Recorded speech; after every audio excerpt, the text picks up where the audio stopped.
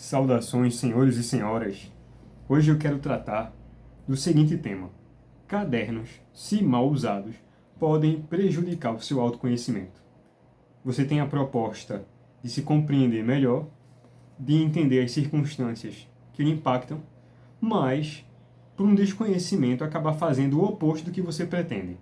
Eu vou explicar aqui, através de uma pesquisa que eu fiz, de outros vídeos no YouTube, e percebi algumas similaridades de erro que vão de contrário ao que as pessoas buscam quando querem ter cadernos.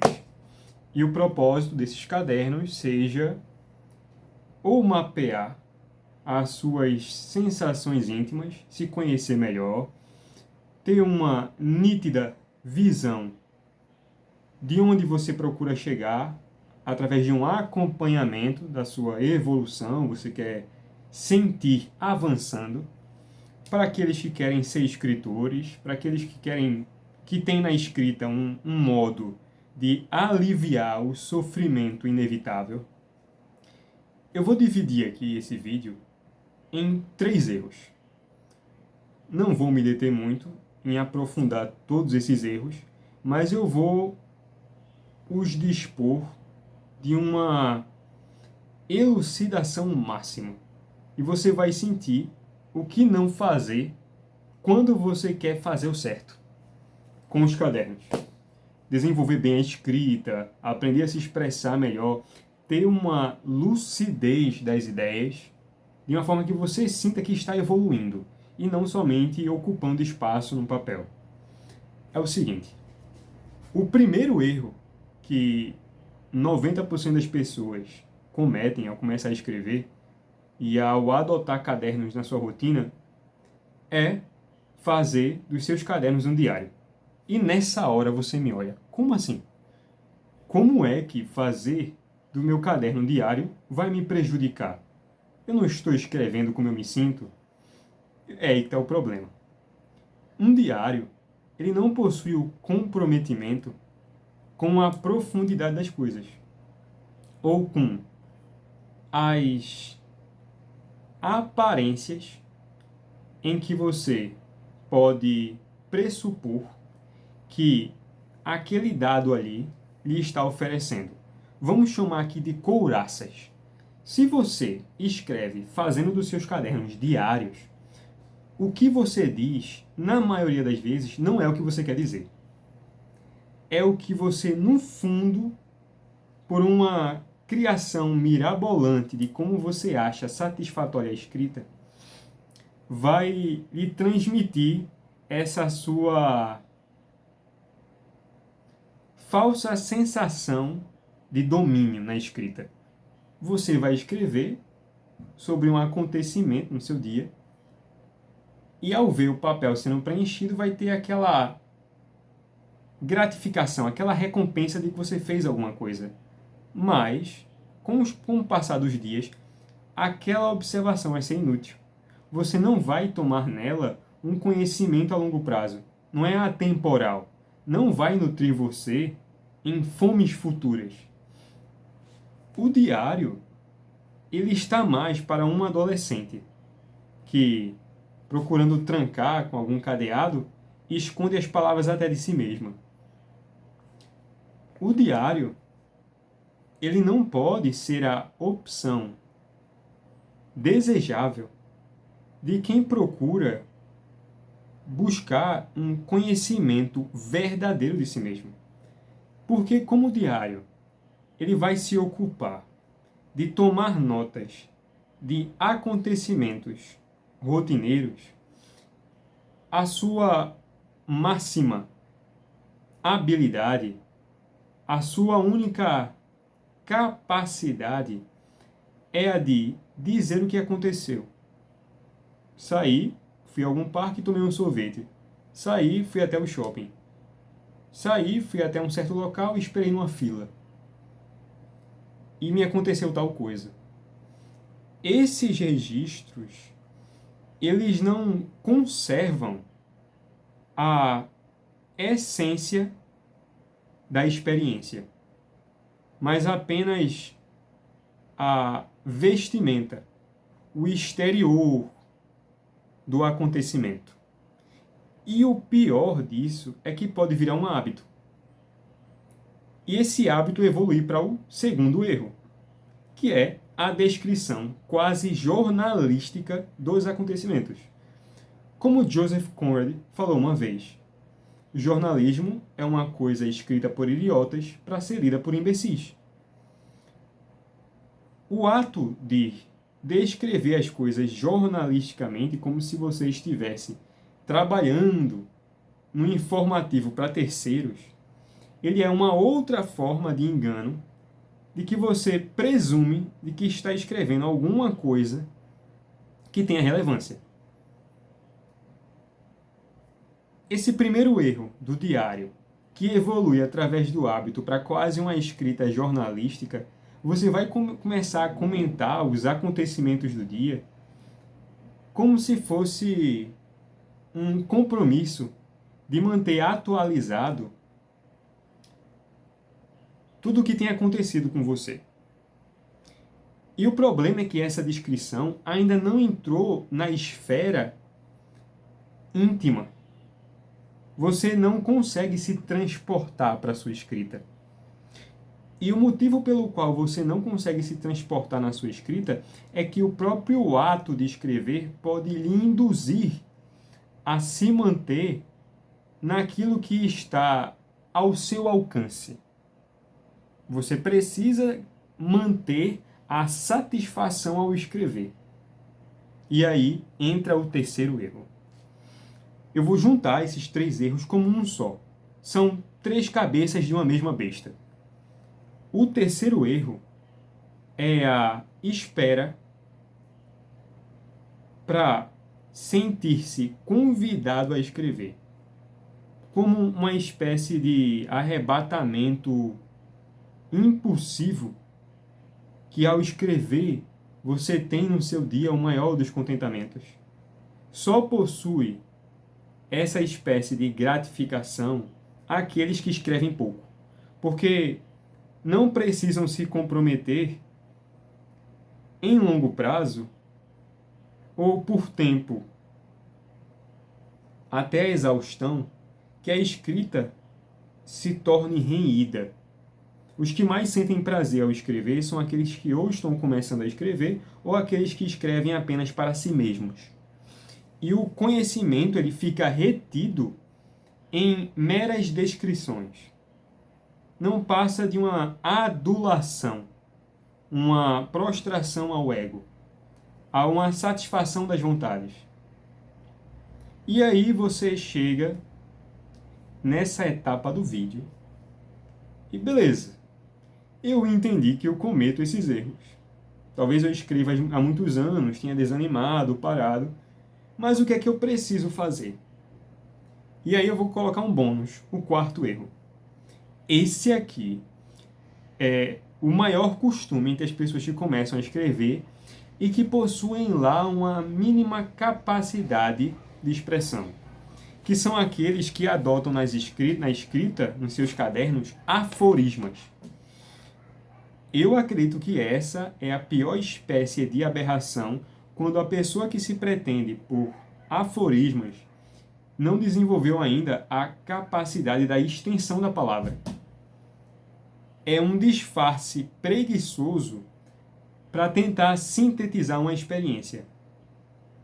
Só os poetas arduamente o conseguem fazer, gestando o esforço em alcançar, através das formas. Você tem as modalidades da rima, você tem toda a construção, seja ela em oitava rima ou decassílabo, mas é que os poetas não são poetas por uma preguiça na expressão, que é o que faz com que a maioria das pessoas sejam seduzidas pela escrita através da beleza, o que é bom. Mas essa beleza precisa pagar tributo à substância do que está sendo dito. Não é a beleza por si mesma, como uma espécie de senhora que necessita de atenção. a beleza serve ao prato da profundidade. E para que essa profundidade possa ser memorável, ela é colocada sobre o bastão da profundidade, é a estética. A beleza serve à profundidade, para que possa ser memorável através de um impacto imaginativo. E você conserva aquela imagem para si, e aí consegue reproduzir. Mas o problema, através da escrita, é que ou as pessoas escrevem prolongadamente só sobre si mesmas em primeira pessoa, ou sobre os fatos, apenas coisas que aconteceram, como um informativo. Ele se candidatou a uma vaga no jornal e nem sabe. Ou os aforismas. As pessoas que possuem preguiça de escrever, mas têm uma noção estética. Então escrevem pouco, aparentemente bonito, porque a extensão das palavras vai fazer que haja um desalinhamento e acabe enfeiando o que ele quer dizer. Então ele encurta e tenta aumentar o efeito, o que também pode se tratar de uma falsidade. A escrita, ela deve obedecer a algumas ordens, principalmente se tratando de cadernos, se você deseja desenvolver uma capacidade que chega a constranger as pessoas pelo peso da intimidade com que você as diz. E esse peso é o peso da confissão. O que observo através da mesmice na escrita e o motivo pelo qual o Brasil tem cada vez mais, apesar de aumentado a sua produção literária, aumentado também a transparência da sua incompetência, da sua falta de domínio técnico, de habilidade, de profundidade, e tudo que tem se escrito no Brasil não passa de besteira, é a pouca assimilação dos escritores que conseguiram alcançar a máxima expressão do idioma. As pessoas não leem os grandes escritores. Elas imaginam que são especiais e únicas a tal forma que podem se furtar a ler e a conhecer toda a literatura brasileira, que possui uma estrutura para calçar o seu idioma. E calçando o seu idioma, você possa personalizar a sua linguagem até um ponto em que nasça um estilo. Se você nunca teve coragem de ir buscar uma boa bibliografia de literatura, eu vou deixar aqui na descrição a recomendação de uma excelente obra de Otto Maria Carpo, catalogando toda a bibliografia nacional. Ele faz certos comentários das obras, em que você tem que comprar esses livros e ler já, para que você possa dominar a escrita. E duas indicações minhas para que você comece de agora a ter a sensibilidade ao idioma é Luís de Camões. Leia os Lusíadas e leia os Sonetos de Camões, e se possível decore todas. Eu não me importo se a linguagem para você é extremamente difícil, é diferente. Ali está a força máxima do português. E se você não se expõe a isso, você vai se expor ao quê? Você vai se contentar em ler literatura contemporânea e se afastar daquela sua capacidade que poderia ser desenvolvida de expressão por uma espécie de autocontentamento com a banalidade? Você acha que escreve bem por conta da sua simplicidade? Na verdade, se chama preguiça. A escrita precisa de uma incorporação da tradição. Eu já falei isso aqui em vários vídeos anteriores. E não somente eu falei, como qualquer pessoa que se dedica à vida intelectual sabe disso, que é uma exigência. Não importa qual área você for se dedicar a alguma ciência, se você não possui uma estrutura mínima no idioma, você não tem um senso da descrição das coisas, até da sua própria ciência, ainda que seja uma linguagem técnica, o que reduz ainda mais o nível de experiência da coisa e a reduz em repetições das quais você tem aquela sensação de entendimento da realidade. Mas não, você só está se encaixando em determinados grupos e se afastando cada vez mais da realidade, da experiência concreta. Então, beleza. Quando você vai escrever, eu vou propor um exercício para vocês que, com o tempo, vocês vão perceber, quando estiverem escrevendo, se o que vocês estão dizendo vai soar falso ou não. O primeiro conselho aqui, que eu já falei, é você ler toda a literatura brasileira, principalmente os grandes romancistas. Mas vou me deter aqui nos escritores brasileiros. A segunda recomendação, que na verdade seria a primeira, seria a coroa desse vídeo, seria a seguinte. Você precisa desenvolver o hábito de falar para si mesmo das suas próprias experiências, contando a sua própria história. Criar o hábito de recapitular para si como foi o seu dia. Se não dispõe de todos os dias para poder fazer isso, pelo menos uma vez na semana, um momento seu no dia da semana, no final de semana, em que você possa tirar uma tarde, uma noite, uma manhã, qual horário seja melhor para você, em que você possa revisitar suas experiências e tentar alcançar pela memória a expressão que seja maturada a tal ponto que você consiga reviver a experiência através da palavra. Vamos dar um exemplo. Você, no dia da semana, saiu para algum lugar que você esperava por muito tempo, desejava ir, e você conseguiu uma viagem, um restaurante, o que quer que seja.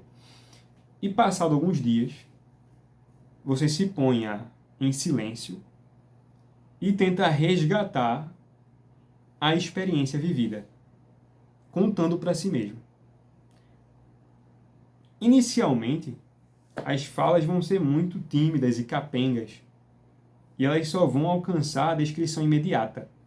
Mas com o costume você vai desenvolver uma certa insatisfação com o seu costume de descrever essas coisas, desse mesmo modo. E o que você vai desenvolver é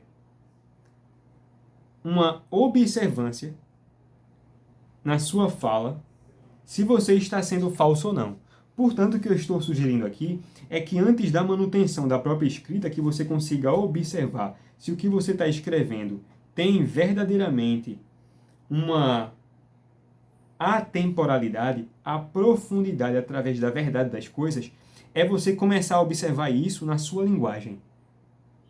Como o brasileiro é mais auditivo, esse acompanhamento a longo prazo vai lhe prevenir, trazer uma certa imunidade a cometer o mesmo erro. Ou, se cometer o mesmo erro, não tem a possibilidade de ser um erro muito grave, da qual você possa se perder, transformando sua escrita numa outra coisa que você não desejaria, até o ponto em que você desanime com essa mesma escrita por não se perceber evoluindo.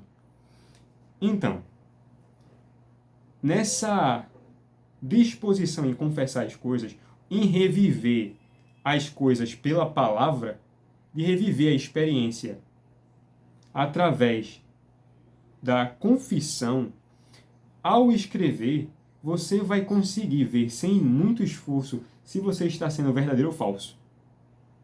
Isso ainda sem ter adquirido o hábito ou a envergadura intelectual de ter lido a grande literatura brasileira.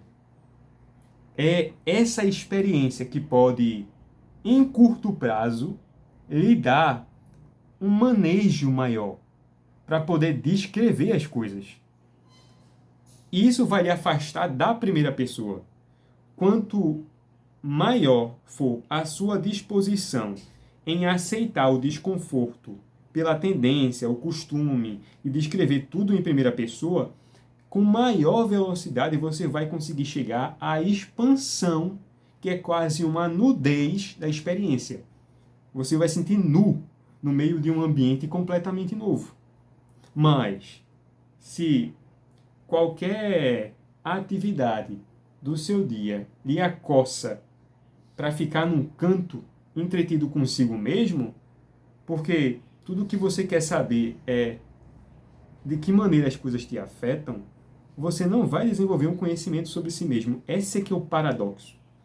Quanto maior for a sua exposição em compreender os dados da realidade, as coisas fora de si, com maior velocidade a compreensão de si mesmo chega. É como se você conhecesse a si mesmo quando tira a visão de tentar ter um fim na própria experiência. Você vai abrindo visões para outras necessidades que não estão estritamente relacionadas com o seu desejo imediato. É por se afastar de si mesmo que você retorna. Então, esses são os pontos que eu quis trazer para vocês. Se tiverem algumas dúvidas, basta falar aqui nos comentários, dar sugestões. Vou deixar aqui as descrições das obras. E por hoje é só, senhores.